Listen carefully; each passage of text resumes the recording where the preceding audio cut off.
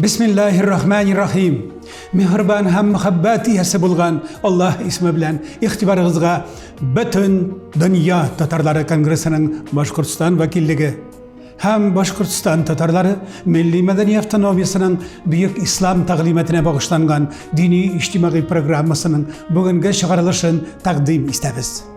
Aziz millat, xabaringiz bo'lsinki, bir necha kun ilk Ufa markazimizda Butun Dünya Tatarları Kongresining yordami bilan Ufa Tatar forumi o'tkazildi. Ol Ufa Maryam Sultanova ismidagi xonimlar uyushmasining dimlavi bo'yicha da ham onun 5 yilligina da bag'ishlangan edi. Bugungi forumning ruhi u Maryam Sultanova klubining ishchanligida, tarixida ko'pdan endi yoralgan, hem 5 yıl boyuna o'sgan, chiniqqan, hem mana shu kishga tayanib bugün Boshqirdiston tatarlarining eng asılların milletning o'tganini, bugungisini, kelajagini betaraf bo'lmagan kishilarni mana shu zalga jidi. Albatta, mana yeshqina so'rovlarni ishlab sizning yonda, sizning choralarga negizda yoshlar keladi. Albatta, nishagina klub uyushtirsang da, onda yoshlar bo'lmasa, yoshlargina tugul kuchli yoshlar, o'qimishli yoshlar bo'lmasa, u klublarning da, choralarning da kelajagi yo'q. Yoshlar bo'lganda mana shulay ishlaymiz, ularga tayanib, ularning kuchi bilan olg'a boramiz, ularni tanlaymiz, yoshlar bilan ishlaymiz. Bu kishida xalqimizning kelajakning butun chechakları bugün qo'limizda tutgan irliqlarning ishida. Demak, yoshlarimiz ularning fikrlarini biluv ham uni xalqimizning xatir tortmasına erishtiruv edi. Albatta, bizning sharaf ul o'tgan bugunlarimiz ham kelir bugunlarimizning bayanishida. Bu hayron tomosha milliy ovoz ijod turkumining chiqishi bilan boshlandi.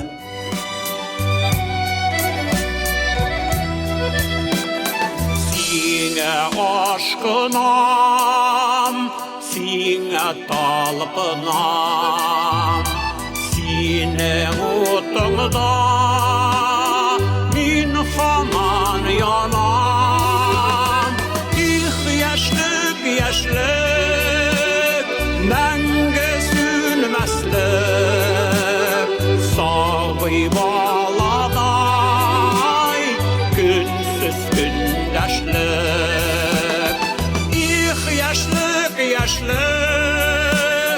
menge sünmeslik, savi baladay, günsüz gündeşlik.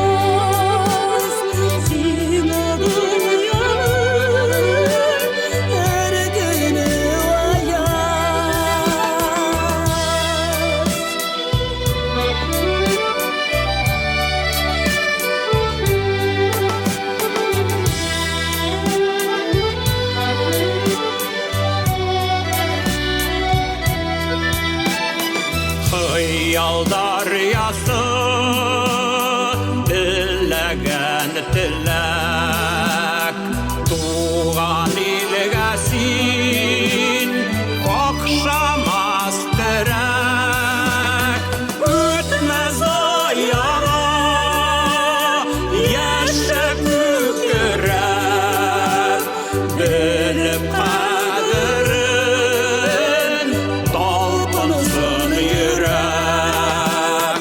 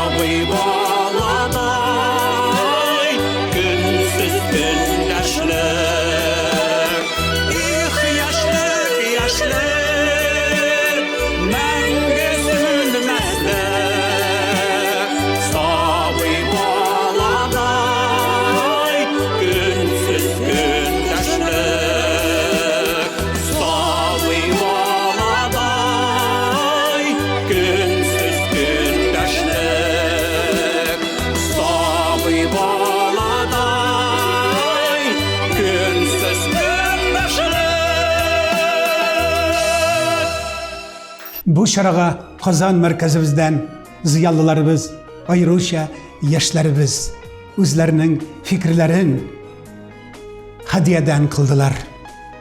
Ayı yaşlarımız demek geleceknin injeneriyası, onlar geleceknin arxitektorları. Şunday sorau bireler, biride medeniyet bilen sanat düşüncesi arasındaki ayırmanı da көрсәтә Hem biz yışkına millet yazmışı bilen yaşlar kızıksınmay, tatar yaşları bugün milli harekette yok diyen sözge mene karşı kelip min mene 50 ufa tatar formun көрсәтер idim. Tatar yaşları var, alar barısı da millet yazmışı bilen kızıksına, özünün sallı fikrin jitkere, hem yana iş alımları bilen, yana iş formuları bilen, tatar tilinin de edebiyatının da medeniyetinin de sanatının da tarihinin öğrenü için, kızıksındırı, uyatı için iş alımlarını təqdim eterler. Hem şunun bilen elbette bu kadarlı. O yıl davamında biz bütün Tatar Kongresi tarafından eligi şaranı uyuşturunu hoplayız. Elbette biz onlara yardım edeceğiz. Hem yana buğunu terbiyelewde, milli harekette bu buğunu ayrım uyuşturup jiteklep baru için o big zor fırsat hem nigiz bulup tura. Ufa Tatar Forumunda Kazan hem Ufa yaşları milletimiz, tilimiz hakkında bir kızıl söyleşiler alıp bardılar. Bu engemelerinin kıymeti hakkında Aydar Şahin Cenepleri ana şulay fikir yürüte. Biz ikinci diskussiyada tarih turunda söyleştik. Tarih turunda bu tarih hem gümümen millet düşüncesi. Millet düşüncesinin ol tarihiyakta nigizli düşünce mi? Ya ki biz milletlerini beraber konstruktorlar rövüşünde kurabız mı? Bu bitinde zor soru. Hem gümümen Tatarlar, alar kimler? Tatar ol kişisi, ol Tatar şabirat turgan kişi gine mi? Ya ki özün Tatar dep hissetken her kim özün Tatarlar hesabına kirti alamı yok mu? Ol soravның бик күп аспектлары бар. Biz менә шул хакта фикер алышканда аеруча шундый җанлылык кичердек. Чөнки күпләрнең борчы һәм барыбер беркемнең дә татар дөньясын, татар телен камил белгән, татар дөньясында гына яшәгән кешеләр даирәсенә кайтарасы килми. Чөнки biz ул чакта үзебезнең аудиторияны бик киңәйтәбез. Безнең үзен татар дип хис итә алган һәрбер кешенең йөрәгенә барып җитәсе килә. Димәк, безгә татарлыкның ишекләрен киң итеп ачарга кирәк. Киң итеп ачып, менә татарлыкның гади генә тойгысы булган кешегә дә аның йөрәгенә барып җитәр өчен безгә башта ишегебезне ачып, аны кабул итәргә тиешбез. Аннары аңа бирә алабыз телен дә, мәдәниятен дә, динен дә, тарихын да. Ләкин иң башта менә безгә таба атлаган кешегә, нигә килгән сыманың безгә таба атлаган кешегә без инде син телне белмисең, син тарихны белмисең, синең каның шундый, синең каның мондый дип әйтергә тиеш түгел бездә. Менә миңа калса бер мөһим нәтиҗә безнең дискуссияның шул булды. Ягъни biz конструктивизм дигән тарихи миллеккә карата булган концепцияны да кабул итәбез, ләкин шул вакытта иң мөһиме менә инклюзия, башкаларны да иркен рәвештә кабул итәргә әзерлекне белдерәбез. Менә ул рухи шундый ачыклык булмаса, иреклек булмаса, 21-нче гасырда һәм тиздән килеп җитәчәк, 80 елдан килеп җитәчәк 22-нче гасырда яши алмаячакбыздыр. Әһли ислам галимнәребез бер телдә сөйләшкәннәр түгел, бәлки бер нияттә булганнар максатларына ирешерләр дип бәян итәләр.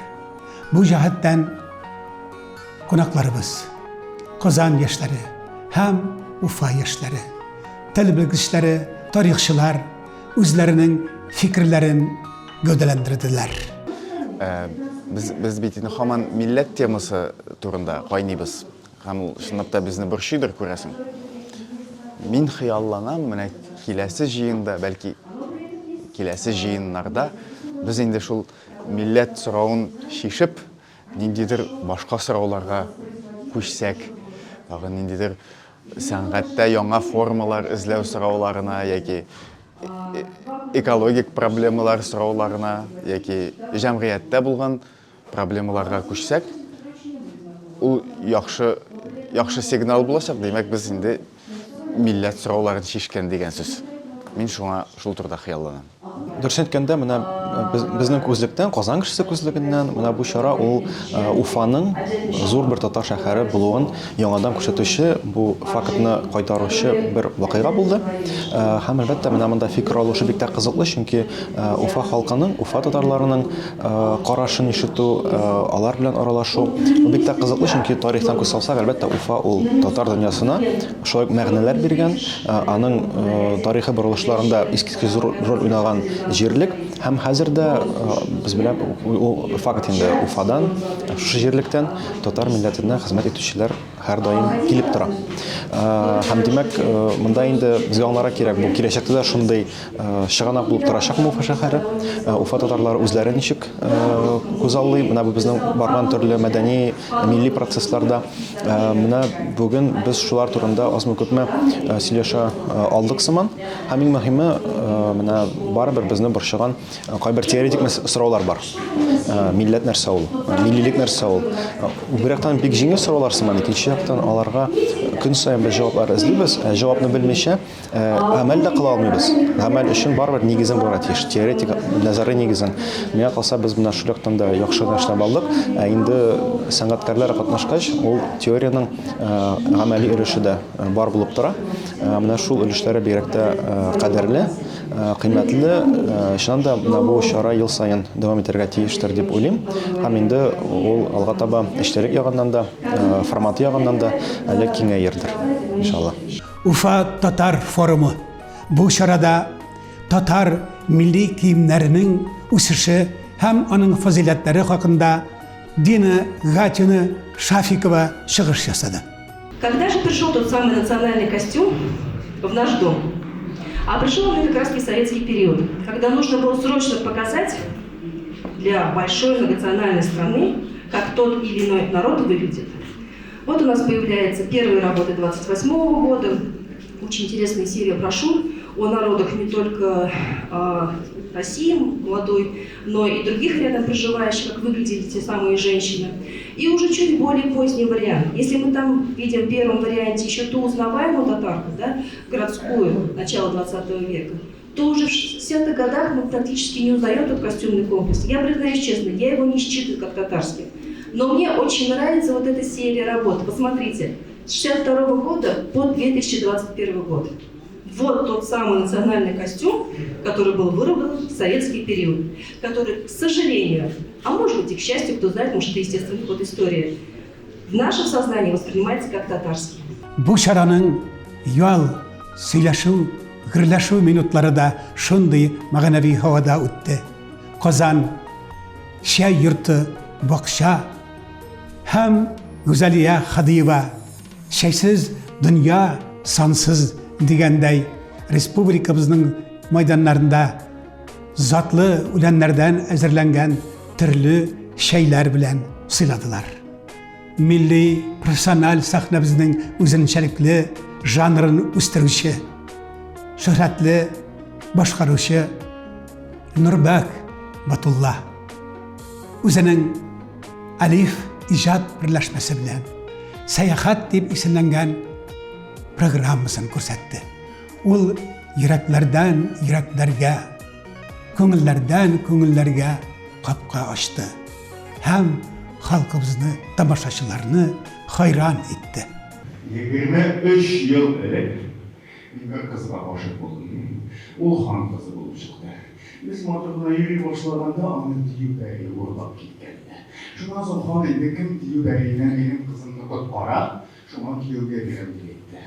Biz 23 yıl boyu ana izledik. Hem nihayet biz ana diyü beyliğinden kutkarıp alıp koyduk. Dikmene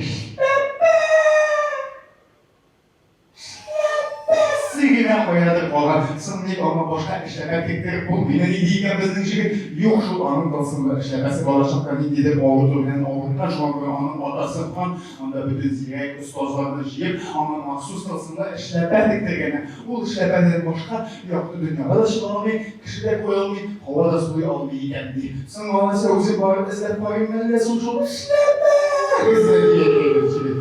Ah yok. Yok Sinan'da barajı da almışsın çünkü o Diyu Bey'e sarayında. Diyu Bey'e sarayı uğraşkan. Bundan Jili dağ koşar gerek. Jili dağına şınarga gerek. Yanar dağlar olar, hadi dağlar değil. Şundan sonra jili dengiz bulacak. Jili dengizini kişip şınarga gerek. Jili dengizini kişip şınarga aşağıda bulacak. Bir 8. dengiz. Şu 8. dengiz ortasında bulacak demek oturuyor. Şu oturuyorda mağdur bakşalar. Şu mağdur bakşalar peşinde salıngan mağdur bir saray.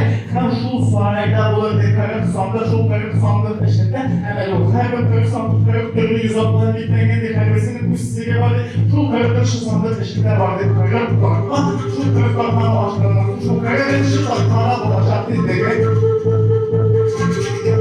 İşte Nurbek Batullah Janatları o'zining Ufadagi shiğişin hem Ufa halkı bilen uchrashuvi haqida da hissiyatlarini bizlarga aytdi. Biz ishlarga tirishgan ijodga, san'atga turli qarashlar bo'la indi. Turli tanqidiy fikrlarda aytilar. Ham ul tabiiy, ham ul bik aybat. Gil bir turligina qarash bo'lsa da, ul kishining fikrlar, tanqid sifati yo'qqa chiqu degan so'z bit endi.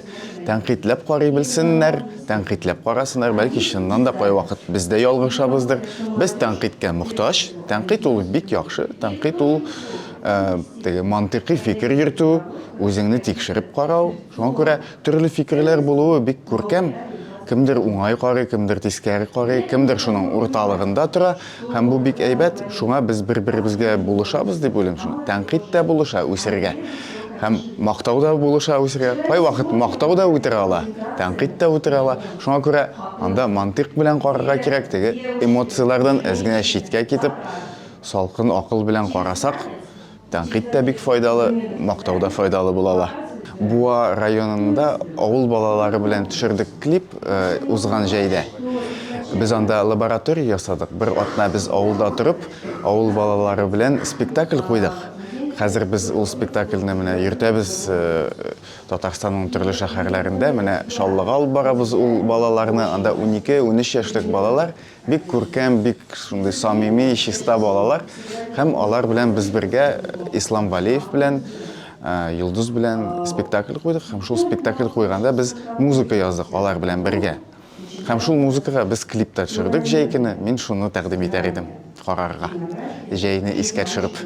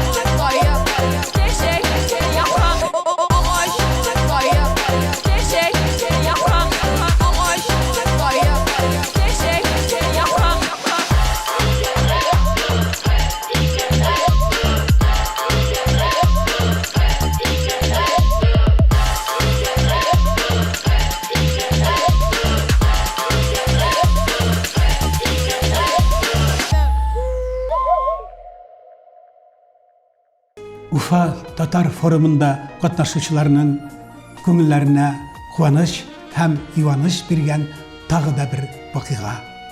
Ул Уфа тарихында татарлар дип исемләнгән китапның презентациясы. Бу китап Михаил Ратнов һәм Айдар Муллануровның иҗади берләшмәсе нәтиҗәсендә дөньяга аваз ярды. История уфимских татар для меня интересная. Почему я принял участие в этом проекте? Я всегда участвую по двум причинам. Во-первых, работаю с энергичными, умными, молодыми людьми, с интересными людьми. И во-вторых, это действительно интересный проект, потому что уфимские татары, говоря в широком смысле слова, всей Уфимской губернии, это единственная такая социальная группа, этническая группа, не имеющая аналогов вообще в Российской империи. То есть уфимские татары, вы там почитайте мою статью, я там даже специально привел цитату из одной самарской газеты, где журналист писал, что вся европейская интеллигенция мусульманская происходит из Уфимской губернии. Потому что здесь вот татары уфимские, это был единственный случай в Российской империи, которые имели полную социальную структуру. То есть для нормального развития любого народа нужна социальная структура, включающая всех. И бедных, и богатых, и крестьяне, рабочие, ремесленники, кустари, торговцы. Здесь была татарская светская интеллигенция, служащие, военные, учителя, чиновники. Наконец, здесь было дворянство, многочисленное, между прочим, татарское. И не просто дворянство, здесь была аристократия. Татарская аристократия. И вот здесь вы почитаете статью Светланы Спартаковны Завидовой. Вот эта полноценная структура, она и привела к тому, что уфимские татары дали огромное количество интеллигенции, духовенства, писателей, театральных деятелей. В общем, Айдар, вы стоите у истоков этого изучения, этого огромного историко-культурного процесса. К сожалению, да, у меня вот нет специалистов, там целый ряд источников требует знания тюрки, смотреть метрические книги городских мечетей, мусульманскую прессу на старотатарском. Вот. Нет аспирантов, нет молодежи. Может, кто-то заинтересуется, захочет заняться научной деятельностью. Kozan qunağımız Aydar Şayxin özünün hissiyatları hem bugünkü Ufa hem Kozan Tatar yaşlarının münasebeti, onun ahamiyeti hem kileşekimiz hakkında da ayqav yasadı. Уфада һәр вакыт рәхәт. Уфада сирәк булсам да, монда иң мөһиме үзебезне тагын бер татар шәһәрендә итеп хис итә алу мөмкинлеге. Менә минемчә шунысы кадерле монда. Яңалыклар әлбәттә бар. Уфа татарлары, алар аеруча зыялы татарлар без күргән мөстәкыйльдә, чөнки Казан халкы иркенәй беткән, менә төрле сәнгать чаралары күп булгач, театрлар күп булгач, Уфа татарлары, һәр хәлдә монда җыелган татарлар үзләренең миллилеген, зыялылыгын аеруча кадерләп, саклап тора торган кешеләр дип тоелды миңа. Менә шунысы миңа бик яңалык та булып яңа икән белә идем. Ләкин менә үзем күреп, ишеткәч, күргәч, тыңлагач, аеруча шундый рәхәт инде. Чын татарлар дип әйтер идем, чын татарлар дигән сүз теге бик шартлы сүз, ләкин менә монда дәртмән рухи яши дип тәскилә. Дәртмән монда яшәмәсә дә, ләкин дәртмәннең яткәрләре Уфада саклана. Шуңа күрә дәртмәннең рухи яши сыман монда. Кайдар йөри якында гына. Менә шулай бер бик миңа тансык булды. Без бүген программабызны тамамлаганда бүгенге форум өлкәләрдән өлкәләргә, дәүләтләрдән дәүләтләргә, хатта кыйтгалардан кыйтгаларга тамыр җәйсен дип дугалар кылмактабыз. Бу форум ел сайын Уфа мәркәзебездә дә кабатланып торсын дип дугалар кылмактабыз. Бүгенге программабыз тамам. Игътибарыгыз өчен зур рәхмәт. Бик якында тагы да күрешүләр насыйп әйләсен.